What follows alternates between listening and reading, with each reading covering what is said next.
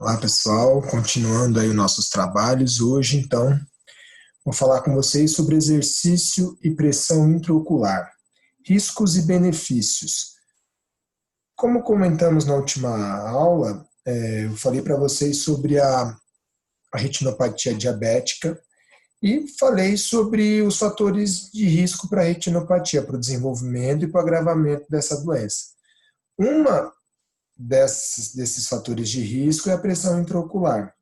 Então, ela aumenta o risco, aumenta o dano vascular ali, né, da retina, aumentando o quadro, os fatores clínicos e piorando e acelerando o processo de perda de visão, ok? Então, nós vamos discutir um pouquinho sobre isso, sobre o que o exercício pode contribuir ou não para o agravamento. Então, o exercício, como que a gente vai pensar nele em si? Ele é benéfico ou maléfico? Ele ajuda ou ele não ajuda no desenvolvimento da pressão intraocular, no agravamento da pressão intraocular? Lembrando que a pressão intraocular normal é entre 16 a 21 milímetros de mercúrio. Tá? Então, isso aí é a faixa considerada normal. Então, como o exercício vai atuar? Para um indivíduo saudável, não teremos grandes problemas, mas para um indivíduo já doente, o que a ciência traz para nós? O que ela nos mostra em relação a respostas do exercício na regulação ou não da pressão intraocular? Então, a gente começa com um trabalho de 2015, que exatamente eles mapeiam os fatores de risco, né? E olha que interessante, eles analisaram todos os fatores possíveis ali do exercício em relação à pressão intraocular e acharam alguns dados. Manobra de Valsalva, então aquela respiração profunda e o bloqueio da respiração durante o exercício, principalmente na musculação. Ela tende a maiores aumentos em relação à respiração normal. Então, 23% com a manobra de Valsalva e 11% de aumento sem a manobra de Valsalva, com repetições máximas a 80%. Então, já é um dado aí interessante, ok? Posição do corpo, a posição supina, aquela posição deitada, ela tende a ter maiores elevações na pressão intraocular. Idosos, aí ficou aquela dúvida. Em alguns trabalhos, houve aumentos maiores em idosos, mas em outros nem tanto. Então, não foi conclusivo isso, né? Na natação, o tipo de óculos de natação pode ter aumentos aqui de 4,5 a 10,1 milímetros de mercúrio em posição sentado. Em posição de nado, esses aumentos tendem a ser até maiores, né? E aí que é o interessante, parece que o principal fator de risco, além de todos eles, é a fragilidade física. A baixa aptidão física aparece como um potencial agravante da pressão intraocular. Então, ser sedentário, aparentemente por esse trabalho aqui, eles mostram que é mais propenso a ter maiores aumentos na pressão intraocular. Olha que interessante, né? Já esse outro trabalho, eles já buscam identificar os riscos em relação à atividade física, parênteses, exercício, sobre a retinopatia diabética. Eles já foram mais a fundo nos doentes, né? Então, aqui, de todos esses estudos, foi uma revisão sistemática, né? De todos os estudos, apenas 22 foram considerados válidos, de 1.432, ou seja, muitos deles não atendiam os critérios, né? Então, aqui estão a qualidade dos estudos, né? Estudos transversais, longitudinais, de coorte, com período máximo de 15 anos de estudo. E aí a gente tem aqui uma figura interessante. Ó. Então, essa primeira figura, o que ela traz? Ela é uma figura de risco, né? Então, eles pegam uma intervenção e um efeito. Então, se essa intervenção ela é positiva, ou seja, se ela potencializa o efeito, ou se ela é negativa, ou seja, ela minimiza o efeito estudado. Então, vamos entender essa figura para ficar bem fácil para todo mundo, né? Então, o que eles quiseram saber aqui? Se indivíduos ativos, qual que era a tendência? Eles terem maiores agravamentos relativos à retinopatia, ou, se ser fisicamente ativo, reduzia o risco. Então, aqui é a linha 1, aqui que eles falam seria o neutro, né, o zero, e aqui a tendência negativa, ou seja, a figura mostra para a gente que ser fisicamente ativo, né, dos estudos analisados, tendeu, né, teve uma tendência a ser negativa, a diminuir os riscos em relação à retinopatia diabética. Interessante. Já indivíduos sedentários, será que é a mesma coisa? Será que maior? Será que é menor o risco? Vamos ver. Olha aí, ó. Olha a diferença. Ponto neutro, ponto zero, ó, positivo, ou seja, não é ser fisicamente sedentário, ser fisicamente inativo, aumenta, é positivo para o agravamento da doença. Então, ela está sendo aqui, ó, ela potencializa o efeito da retinopatia, do agravamento da doença. Olha que interessante. Então, já é um primeiro ponto para se discutir, né? O indivíduo sedentário ativo, pô, isso já minimiza ou maximiza os efeitos de uma possível retinopatia diabética. E aí eles têm algumas conclusões, né? Intensidades moderadas aparentam ser mais positivos em relação à baixa e à alta intensidade, mas eles não classificam o que é baixa, alta intensidade, nem o que é moderada intensidade. O que a literatura traz para a gente em relação a isso, em relação a consensos? Abaixo de 3 metros, intensidade baixa. 3 a 6 metros, intensidade moderada, que é a intensidade moderada. E acima de 6 metros, intensidade alta. Deixo aqui de novo as interrogações, porque depende muito da qualidade física do indivíduo, da aptidão física, né? Uma pessoa bem ativa, provavelmente 6 metros não é nada, né? Ser fisicamente ativo reduz o risco de perda de visão em relação ao comportamento sedentário. Já o comportamento sedentário aumenta o risco, como a gente viu nas figuras, né? Que é só uma confirmação do que as figuras trouxeram para a gente no slide anterior, né? Em relação a masculinos e femininos, homens e mulheres, não houve diferença entre gêneros, ou seja, risco é igual para ambos, né, ou não, né? E aqui eles colocam cuidados com contrações vigorosas e manobras de valsalva. Legal. O que seria contrações vigorosas? Não deixam, de novo, eles não deixam a coisa bem clara para a gente. O que é contração vigorosa? Repetições máximas, percentuais de RMs mais elevados, enfim. Isso não ficou muito claro para a gente, né?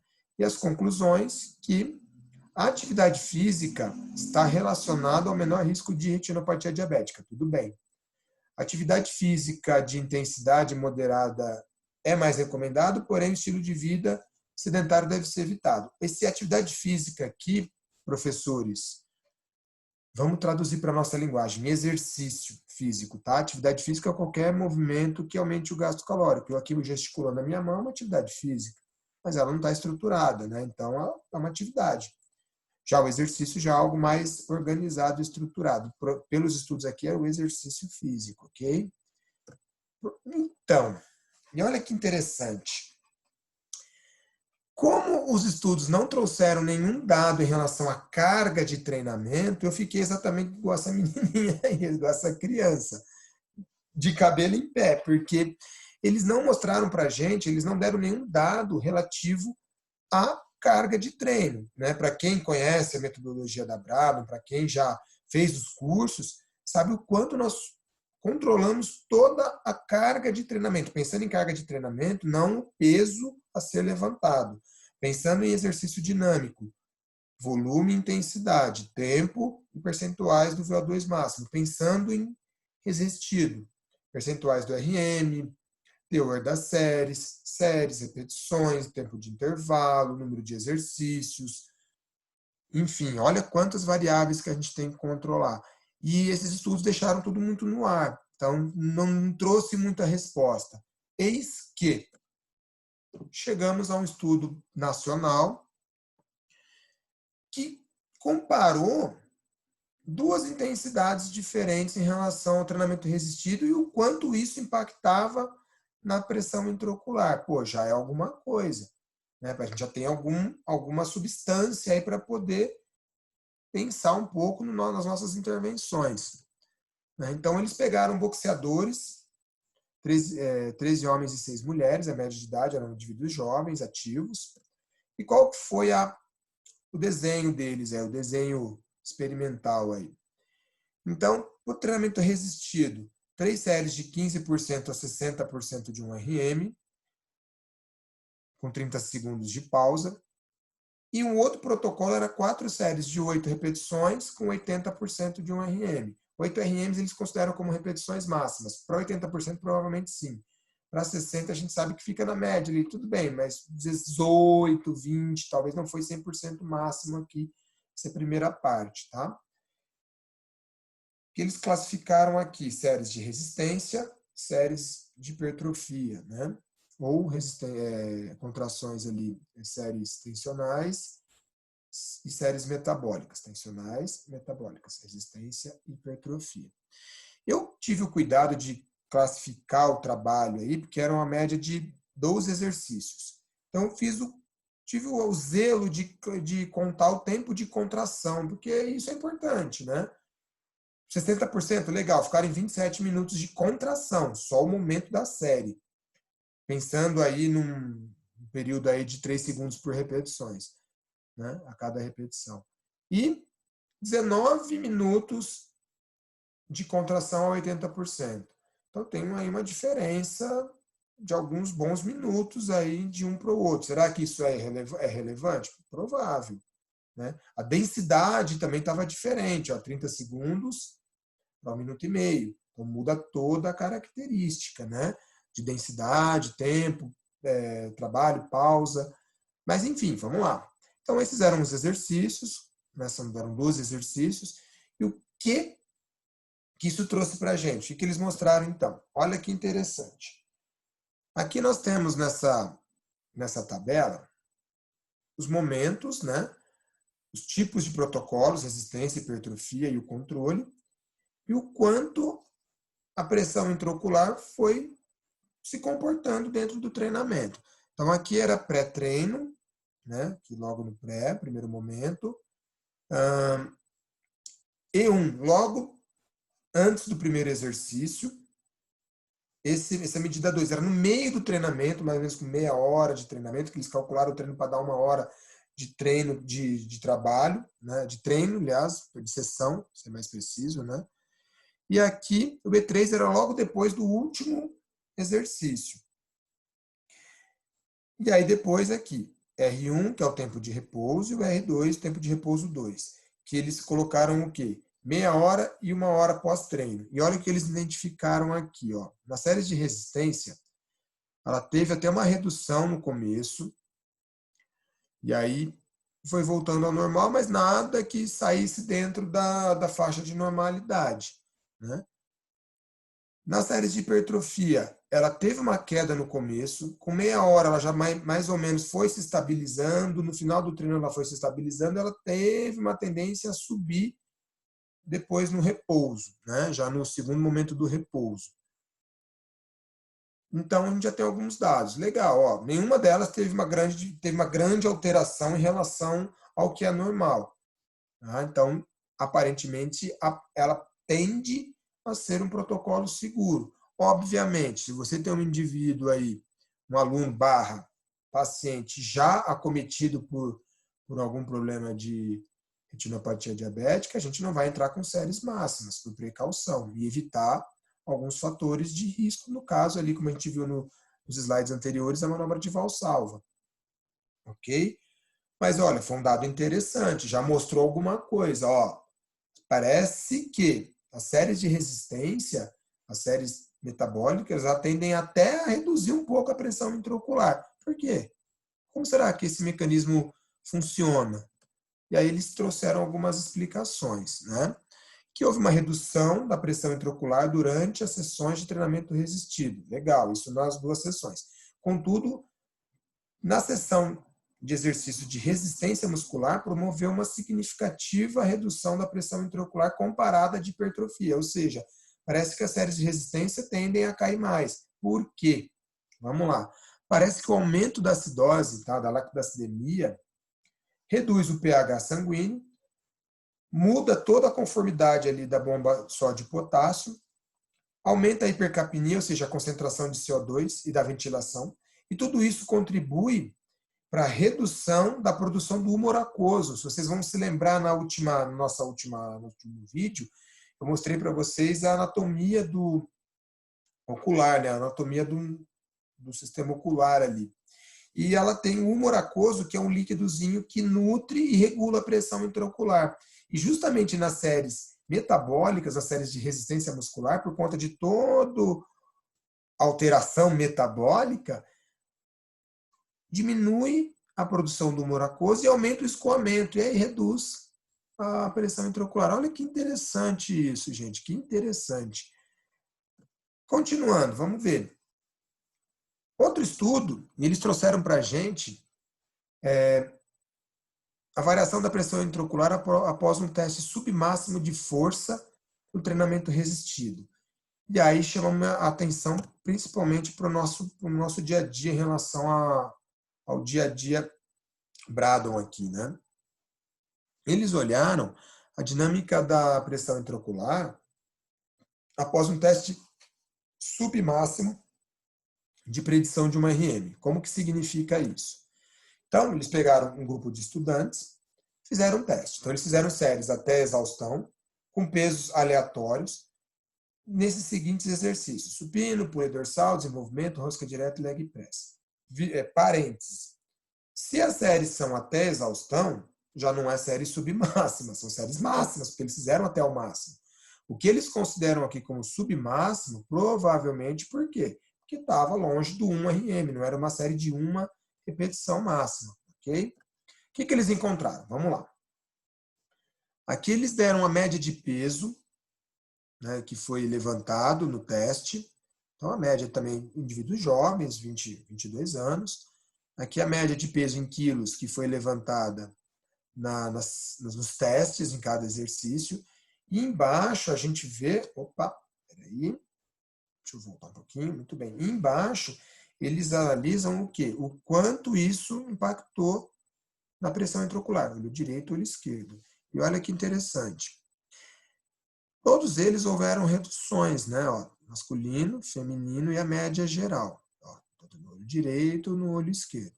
Em todos houve reduções. Abro outro parênteses para o estudo. Então, a ideia é exatamente essa, viu, gente? A gente olhar para o artigo e não ficar cego em cima do que ele está dizendo. Vamos interpretar isso e trazer para uma realidade. Muito bom. Houve reduções na pressão intraocular, maravilha, coisa linda. Quantas repetições foram feitas em cada exercício? O que representam essas repetições? Será que eles fizeram, em relação a repetições máximas, será que isso representou uma série tensional? 8, 9, 10, 12 ou 13 repetições, 15 chorando? Ou será que ela representou acima de 20 repetições, que já tem um caráter mais metabólico, acima de 16, 17, 18, 20, 20 e poucas? O estudo, infelizmente, não trouxe essa resposta, tá, pessoal? Então, essa eu vou ficar devendo para vocês. Então, ele não traz isso. Mas eu achei extremamente interessante esse trabalho, porque ele já tem um pouco a ver com o sistema Braddon. Nós trabalhamos com série de com testes com repetições máximas. Isso é seguro do ponto de vista da pressão intraocular? Para indivíduos saudáveis, a gente viu que sim. Né? Não temos essa resposta ainda com indivíduos doentes. Em breve, novidades. Né? E aí eles trouxeram algumas respostas. A mesma coisa. Né? Praticamente eles foram também para o lado do metabólico, concentração de hidrogênio livre, né, que tem a ver com a acidose, redução do pH, desequilíbrio hidroeletrolítico, tem a ver com a bomba de sódio e potássio, o transporte do humor aquoso, aqui, o escoamento do humor aquoso. Então, tudo isso aqui ele entra como um fator. Né? E aí eles entraram com uma outra explicação, com o aumento da adrenalina e ativação dos receptores alfa. Parece que o aumento da adrenalina ela também aumenta o escoamento do humor aquoso. E aí a pressão cai, porque tem menos líquido intraocular ali circulante. Muito interessante também, apesar de, faço a ressalva, ficou faltando o número de repetições para a gente ter essa melhor percepção do caráter da série. Tá? E aí, outro trabalho. O que eles foram entender aí nesse estudo? Será que o exercício dinâmico, vamos pensar agora no dinâmico, ele também muda ou não muda a relação da pressão intraocular? Porque eles jogaram a ideia do seguinte, legal, o humor aquoso, que é o líquido intraocular ali que regula a pressão, ela tem a ver, ela controla todo o movimento ali da pressão intraocular. A gente viu que nos resistidos isso acontece, mas espera aí, como ele é um líquido, será que se a pessoa estiver desidratada ou hidratada, ou muito hidratada, será que isso vai interferir na resposta de pressão intraocular? Porque isso também é interessante. Será que vai beber mais água, menos água, enfim, um tempo mais úmido, um tempo mais seco? Será que isso vai interferir na dinâmica da pressão intraocular? Pois então, o que eles fizeram? Pegaram um grupo para trabalhar na bicicleta ergométrica e eles fizeram um treinamento sobre duas condições. 4 horas em desidratação e com uma hidratação prévia com isotônico. O protocolo era 2 minutinhos de aquecimento ali, a 30 watts, não nada, mais 7 minutinhos aí a 90 watts. Depois disso, a cada 2 minutos, deram um descanso de 2 minutos, aí eles começaram um treino. 105 watts, com acréscimos de 15 watts a cada minuto até exaustão. Muito semelhante ao teste máximo na bicicleta. O que eles encontraram aqui? Vamos ver. Então, olha aqui, ó. Nessa figura, eles olharam o seguinte. A pressão intraocular, aparentemente, não mudou nada. Que são os indivíduos desidratados com a bolinha branca e os indivíduos hidratados com a bolinha preta. Então, eles olharam o quê? Pressão intraocular, que é essa faixa aqui. Ó. Ela foi caindo até o final do teste, dos dois grupos. A pressão osmótica, olha que interessante, ela foi aumentando. Obviamente, você foi perdendo líquido, a pressão osmótica vai aumentando. Okay? Mas também de maneira semelhante. Então, aparentemente, não faz grandes diferenças você estar hidratado ou desidratado em relação à pressão intraocular. Né? Como aí eles estão confirmando, não houve reduções, né, diferenças aí. Ambos houveram reduções na pressão intraocular e ambos houveram aumentos na pressão osmótica durante o teste. Beleza. Hipóteses, a mesma coisa. Olha que interessante, como estudos diferentes vão chegando a conclusões muito parecidas, né? Que tudo que leva a crer é que é a dinâmica metabólica intraocular que levam a aumentos ou reduções da pressão intraocular em relação ao exercício. Aumento da atividade metabólica do músculo esquelético, olha que interessante. A gente aumenta a infusão de líquido, né? O músculo necessita de mais líquido, reduzindo a atividade hídrica ocular. Olha lá, o músculo interferindo na pressão intraocular, aumentando o escoamento e levando à redução da pressão intraocular. Então, a necessidade hídrica do músculo afetando a necessidade hídrica do sistema ocular. E aí, por conta do metabolismo estar mais focado na musculatura periférica, a pressão intraocular reduz. Olha que show! Eu acho que é um dos últimos, se não for o último, tá? Esse trabalho já traz para a gente uma revisão sistemática acerca dos efeitos do exercício aeróbio na pressão intraocular. Característica dos participantes, volume e intensidade. Então, eles quiseram saber o quê? Coletaram vários trabalhos e o que eles mostraram? Que o maior impacto da pressão intraocular acontece em indivíduos sedentários. Uma média aí de uma redução aí de menos de 4, vamos por aí, 4 milímetros de mercúrio. Aqui está um ponto, mas é para ser uma vírgula, tá, pessoal? Em relação aos treinados, média de menos 2 milímetros de mercúrio. Altamente explicado, tá, pessoal? Altamente explicável. O impacto é maior, a redução é maior em indivíduos sedentários, porque o maquinário metabólico do indivíduo sedentário é diferente, ela é mais, vamos pôr assim, ela é mais rústica, seria essa a palavra, nem é bem essa, mas... E também porque ele tem o treinado, ele já tem uma condição de pressão intraocular mais controlada, porque ele é treinado, ele já tem todo o sistema metabólico dele mais ajustado. Então ele não tem muito para onde melhorar, porque ele já tem uma condição melhor, né? A relação da treinabilidade é muito parecida, né?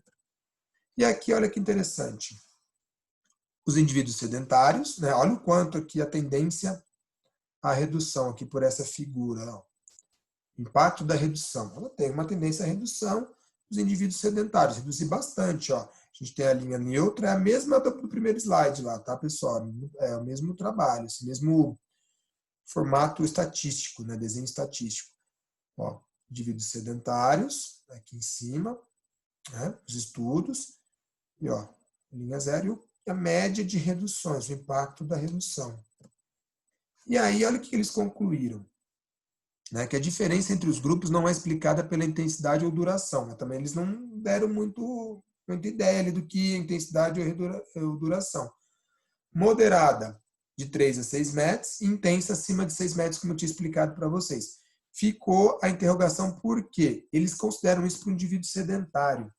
Você imaginar um indivíduo sedentário, um homem aí de mais ou menos 12 metros, acima de 6 metros, já é é mais ou menos ali de limiar para cima, tá? E abaixo de 6 metros é do limiar para baixo, é sublimiar. Então, eles já começam a considerar acima do limiar anaeróbio como intensidades mais vigorosas. Vamos pontuar, depende da condição física do indivíduo. Se ele tem 13, 14, 15 metros, acima de 6 metros, 7 metros não é nada, né? Ok? E aí eles consideram os mecanismos de redução, a mesma coisa, tudo tem a ver com o metabolismo, com a situação metabólica, com a acidose metabólica pelo pH sanguíneo, o aumento na osmolaridade plasmática pela desidratação, fluxo ocular e lactato sanguíneo. Aqui a gente já viu outro estudo que parece que isso não é lá tão influenciável, a osmolaridade plasmática pela desidratação. Mas a redução do fluxo ocular pela necessidade metabólica da musculatura periférica e a acidose devido ao aumento da lactacidemia. E aí tem aumento da adrenalina, tem todos esses efeitos aí que diminui a produção do humor aquoso e aumenta o escoamento dele. Aumentando o escoamento, reduz a pressão intraocular. Né? A longo prazo, então, parece que a longo prazo, para indivíduos já treinados, mantendo o nível de atividade, o nível de exercício, né, e melhorando a aptidão física, parece que a pressão intraocular basal ela tende a dar uma reduzida, mas não se sabe se essa manutenção acontece após o processo de envelhecimento. E aí também é um dado interessante, porque com o envelhecimento a gente começa a sofrer de aterosclerose, já o enrijecimento dos vasos. Será que isso pode influenciar no processo de pressão intraocular? Ainda ficamos aí a pesquisar, né? Fica a sugestão de pesquisa. E como implicação clínica, que eles meio que choveram no molhado, né? Parece que o exercício físico é uma importante ferramenta para o controle da pressão intraocular, porém necessita de estudos com população com estágio clínico. Aí eu concordo. Okay? Nós não achamos aqui, infelizmente, não encontrei alguns estudos com a população já acometida por doença, né, ocular. Fica como os próximos vídeos aí, não percam, porque eu vou trazer esses dados para vocês. Ok, pessoal? E aqui, olha que interessante, para quem trabalha com doentes, para quem trabalha com pacientes clínicos, muitas vezes as pessoas não sabem o que elas querem até você mostrar a elas. E olha que show. E realmente não mesmo. E a gente não. Isso serve para nós enquanto profissionais, né? Muitas das vezes a gente, enquanto as coisas não aparecem, a gente nem imagina que isso é possível. Por isso que a Bradon faz esse esforço de trazer o conteúdo, de trazer o conhecimento, que muitos profissionais de diversas áreas às vezes nem imaginam o quanto isso é importante, quanto isso acontece. E para os pacientes mais ainda, porque muitos deles, ainda mais no caso do diabetes, muitos deles não entendem da doença. Então, como eles vão saber que isso é importante se eles nem sabem que isso é importante? Então, é a função nossa, enquanto profissional, mostrar a todos, né? Termino a minha atividade aqui com vocês hoje. Espero que vocês tenham gostado. Se gostou, se inscrevam no canal, entrem no nosso site, ative o sininho para vocês receberem mais informações. Tem muito conteúdo de diversas áreas, não só do diabetes. E aguardem numa próxima as próximas postagens, vou trazer cada vez mais conteúdos, mais informações em relação ao diabetes, ao exercício, à intervenção, à doença, ok? Muito obrigado, bons estudos a todos aí.